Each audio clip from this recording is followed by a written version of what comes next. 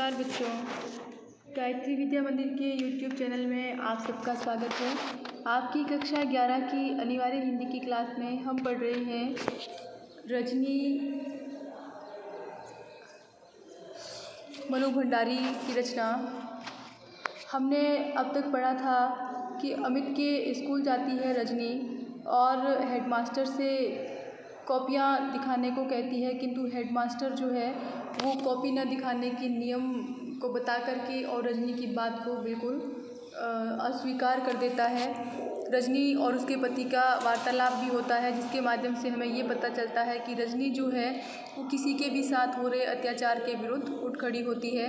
अब देखें अगला जो दृश्य है, नया दृश्य है, क्या वातावरण है, क्या स्थान है, क्या समय है। देखें डायरेक्टर ऑफ एजुकेशन की ऑफिस का बाहरी कक्ष है। कमरे के बाहर उसके नाम और पद की तख्ती लगी है, साथ ही मिलने का समय भी लिखा है।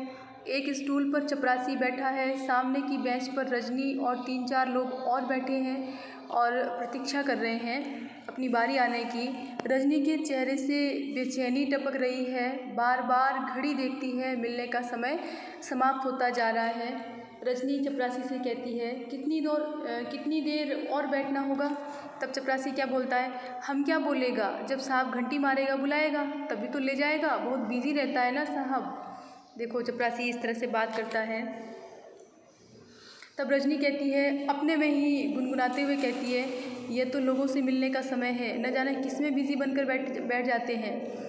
रजनी क्या कहती है अपने आप से कि ये तो लोगों से मिलने का समय है और ऐसे में ये लोग किस में बिजी होकर बैठ जाते हैं। चपरासी दूसरी तरफ देखने लग जाता है। कैमरा ऑफिस के अंदर चला जाता है। साहब मेज पर पेपर वेट घुमा रहा है, देखो कुछ भी नहीं कर रहा है, बैठा है वो, लेकिन फिर भी रजनी को नहीं बुला रहा है। देखो इसका भी कारण पता चलेगा आपको। हर जगह भ्रष्टाचार अपने अपने स्तर पर किस तरह से व्याप्त है, देखें आप। हाँ, फिर घड़ी देखता है, फिर घुमाने लगता है। ये कौन, डायरेक्टर जो है अपने कक्ष के भीतर बैठा है, ऑफिस के भीतर बैठा है, पेपर वेट घुमा रहा है, कुछ भी नहीं कर रहा है, बिजी कुछ भी नहीं है वो। बाहर एक आदमी आता है, अपने नाम की स्लिप के नीचे 5 रुपये का एक नोट रख कर देता है और चपरासी का कंधा थपथपाता है। चपरासी हंसकर भीतर जाता है, लौटकर उस आदमी को तुरंत अपने साथ ले जाता है। रजनी के चेहरे पर तनाव, घूरकर चपरासी को देखती है, उसके चेहरे पर तनाव हो जाता है, बहुत ज़्यादा घूरकर के चपरासी की तरफ देखती है। थोड़ी देर में आदमी बाहर निकलता है। रजनी उठकर दंदनाती हुई भीतर जाने लगती है।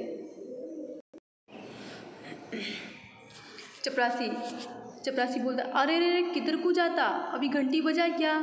तो रजनी कहती है, घंटी तो मिलने का समय खत्म होने तक बजेगी भी नहीं। दरवाज़ा धकेल कर भीतर चली जाती है।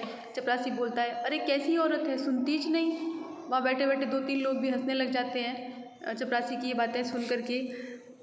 दृश्य कमरे के भीतर का देखें अब क्या होता है। निदेशक कुर्सी की पीठ से टिककर सिगरेट पी रहा है। रजनी को देखकर आश्चर्य से क्या कहता है, आश्चर्य से, आपको स्लिप भेजकर अंदर आना चाहिए था ना, यानी कि आपने स्लिप नहीं भेजी और ऐसे ही आप अंदर आ गई। तब रजनी कहती है, स्लिप तो घंटे भर से आपकी चपरासी की जेब में पड़ी है और शायद 2-4 दिन चक्कर लगवाने तक पड़ी ही रहेगी। निदेशक, क्या कह रही हैं आप। रजनी, तो क्या ये सीधी साफ सी बात भी मुझे ही समझानी होगी आपको, सीधी साफ सी बात मुझे ही समझानी होगी। क्या कहा है रजनी ने। देखो रजनी समझ गई है कि ये लोग रिश्वत लेकर के और लोगों को मिलने का समय देते हैं। रजनी ने ऐसी रिश्वत नहीं दी तो इसलिए उसका समय नहीं आया, उसको नहीं बुलवाया गया। ये चीज़ रजनी अच्छे से समझ गई थी, लेकिन वो कह रही है कि तुम सब समझते हो, सब जानते हो, फिर भी मुझे समझाना होगा। लेकिन फिर रजनी क्या कहती है, क्योंकि रजनी आज किसी दूसरे लक्ष्य से आई है, इसीलिए वो बीच में कुछ और मुद्दा शुरू नहीं करना चाहती। तो क्या कहती है, खैर अभी छोड़िए इस बात को, इस समय मैं आपके पास किसी दूसरे काम से ही आई हूँ। निदेशक के चेहरे पर रजनी को लेकर एक आश्चर्य मिश्रित कौतूहल का भाव उभरता है। निदेशक कहता है, आश्चर्य मिश्रित कौतूहल, यानी कि आश्चर्य भी होता है, हैरानी भी होती है। निदेशक कहता है, कहिए, यानी कि वो सोचता है कि ऐसे किस काम से आई होगी ये। रजनी थोड़ा सोचते हुए कहती है, देखिए मैं स्कूलों, विशेषकर प्राइवेट स्कूलों और बोर्ड के आपसी रिलेशंस के बारे में कुछ जानकारी इकट्ठा कर रही हूँ, यानी कि प्राइवेट स्कूल और बोर्ड का क्या रिलेशन है उसके बारे में जानकारी चाहिए मुझे। निदेशक कहता है, कोई रिसर्च प्रोजेक्ट है क्या। Very interesting subject. निदेशक कहता है, क्या कोई खोजबीन का तुमने प्रोजेक्ट शुरू किया है, अगर ऐसा है तो बहुत इंटरेस्टिंग सब्जेक्ट है। रजनी कहती है, बस कुछ ऐसा ही समझ लीजिए। कि आप चाहें तो ऐसा ही समझ सकते हैं। तो निदेशक कहता है कि कहिए आप क्या जानना चाहती है। तो रजनी बोलती है जिन प्राइवेट स्कूलों को आप रिकॉग्नाइज़ कर लेते हैं उन्हें बोर्ड शायद 90% ग्रांट देता है, यानी कि अनुदान देता है। आप जिन स्कूलों को जो मान्यता प्रदान करते हैं उन स्कूलों को शायद बोर्ड 90% अनुदान देता है, अनुदान राशि। तो निदेशक जरा गर्व से कहता है जी हाँ देता है, बोर्ड का काम ही है ये शिक्षा के प्रचार प्रसार में जितना भी हो सके सहयोग करे। इट्स अवर ड्यूटी मैडम, ये हमारा दायित्व है। तब रजनी कहती है जब इतनी बड़ी ऐड देते हैं, यानी जब आप इतनी बड़ी राशि देते हैं तो आपका कोई कंट्रोल भी रहता होगा स्कूलों पर, यानी कि जब आप इतनी बड़ी राशि देते हैं उनको तो आपका नियंत्रण भी होता होगा स्कूलों पर।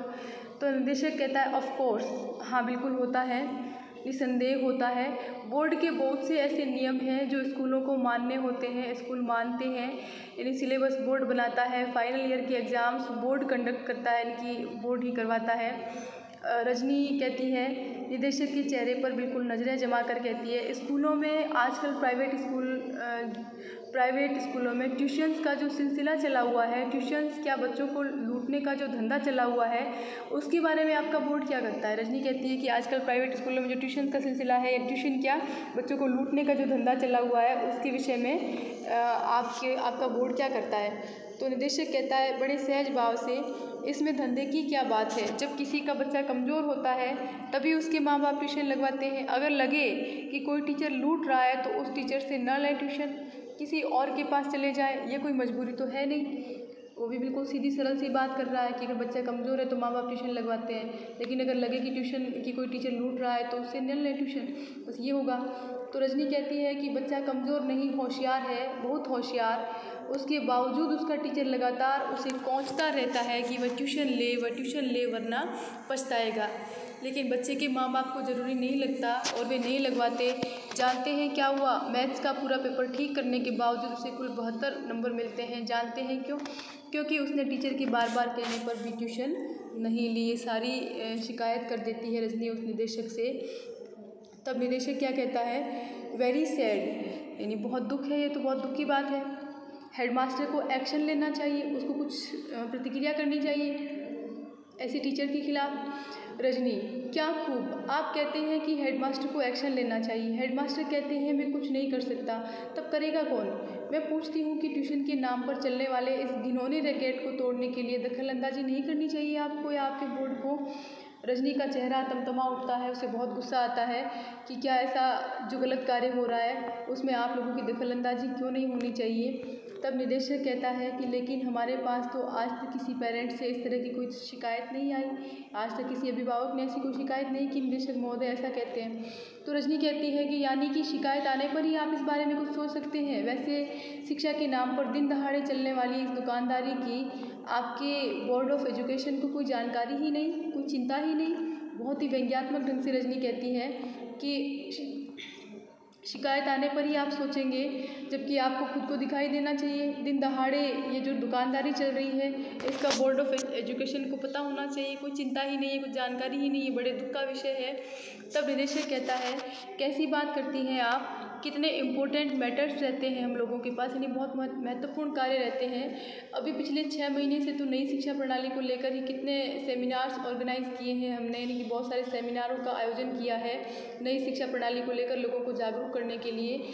तब रजनी कहती है, व्यंग्य से कहती है, ओह इम्पोर्टेंट मैटर्स, नई शिक्षा प्रणाली, अरे पहले इस शिक्षा प्रणाली के छेदों को तो रोकिए, वरना बच्चों के भविष्य के साथ साथ आपकी नई शिक्षा प्रणाली भी छनकर गड्ढे में चली जाएगी। देखो कितना गहरा व्यंग्य किया है रजनी ने कि नई शिक्षा प्रणाली, इम्पोर्टेंट मैटर्स, क्या बात है। लेकिन पहले जो प्रचलित शिक्षा प्रणाली है उसके छेद, यानी कि उसके भीतर की कमजोरियों को, दुर्बलताओं को तो रोकिए, नहीं तो बच्चों का भविष्य इस प्रकार उससे छन करके गड्ढे में चला जाएगा।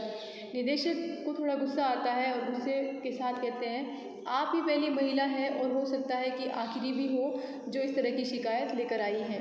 तो रजनी कहती है ठीक है, तो फिर आपके पास शिकायत का ढेर ही लगवा कर रहूँगी। जब वो कहता है कि आप ही एकमात्र पहली स्त्री है जो इस तरह की शिकायत लेकर आई है, तो रजनी कहती है कि ठीक है, तो फिर आपके पास शिकायत का ढेर लगवा कर रहूँगी मैं। झटके से उठकर बाहर चली जाती है। निदेशक देखता रहता है, फिर कंधे उचका देता है। अब मोन्टाज में कुछ दृश्य दिखाए जाएंगे। रजनी फ़ोन कर मोन्टाज में, यानी कि बहुत सारे दृश्यों को एक साथ क्रम वाइज दिखाया जाएगा, एक के बाद एक कंटिन्यू, यानी कि दृश्यों के माध्यम से कहानी आगे बढ़ेगी।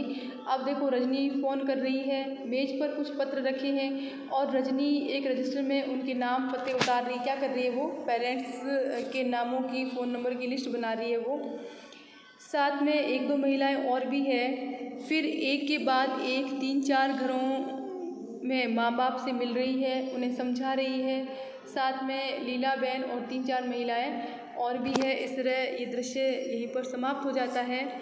और रजनी क्या करती है, यानी कि जब उसने निदेशक ने कहा कि आप पहली महिला है जो इस तरह की शिकायत लेकर आई है और हो सकता है कि आप आखिरी भी हो, तो रजनी क्या कहती है कि तो फिर मैं शिकायतों का ढेर ही लगा करके रखूँगी मैं आप। और वो क्या करती है, बहुत सारे पेरेंट्स जिनके बच्चे ट्यूशन लेते हैं, होशियार होने के बाद भी ट्यूशन लेते हैं, उन बच्चों को विवश किया जाता है। जिनके ये समस्याएं, बहुत सारे अभिभावकों से संपर्क करती है रजनी, और 2-4 महिलाएं और भी उसका साथ दे रही है। फिर ये दृश्य यही समाप्त हो जाता है। फिर नया दृश्य शुरू होता है। देखो, किसी अखबार का दफ्तर है, कमरे में संपादक बैठे हैं, साथ में 3-4 स्त्रियों के साथ रजनी बैठी है।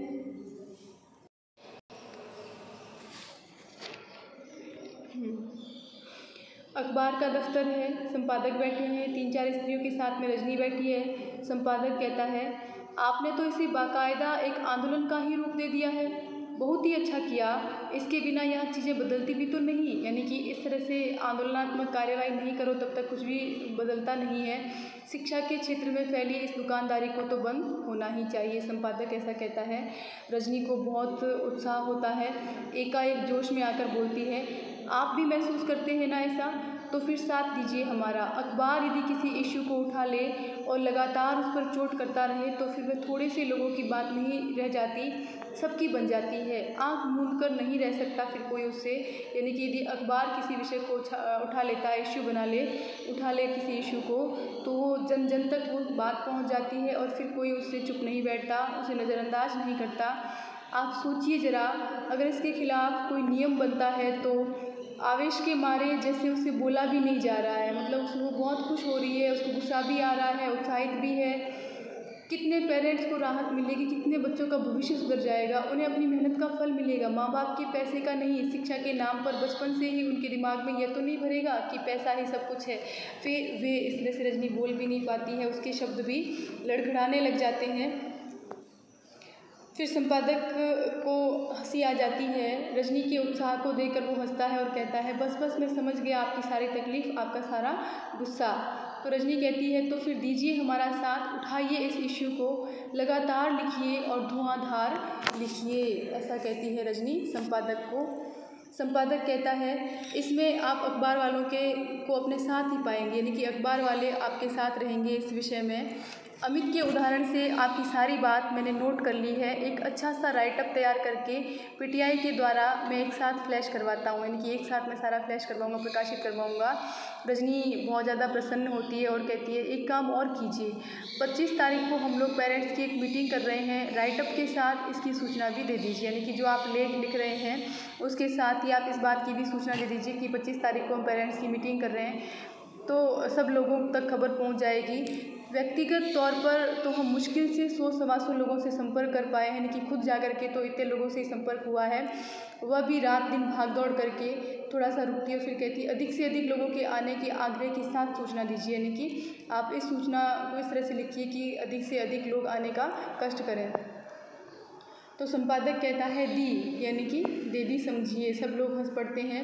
रजनी कहती है, ये हुई ना बात। फिर ये दृश्य भी यहाँ समाप्त होता है। नया दृश्य पढ़ेंगे हम नए वीडियो के साथ, तब तक के लिए धन्यवाद।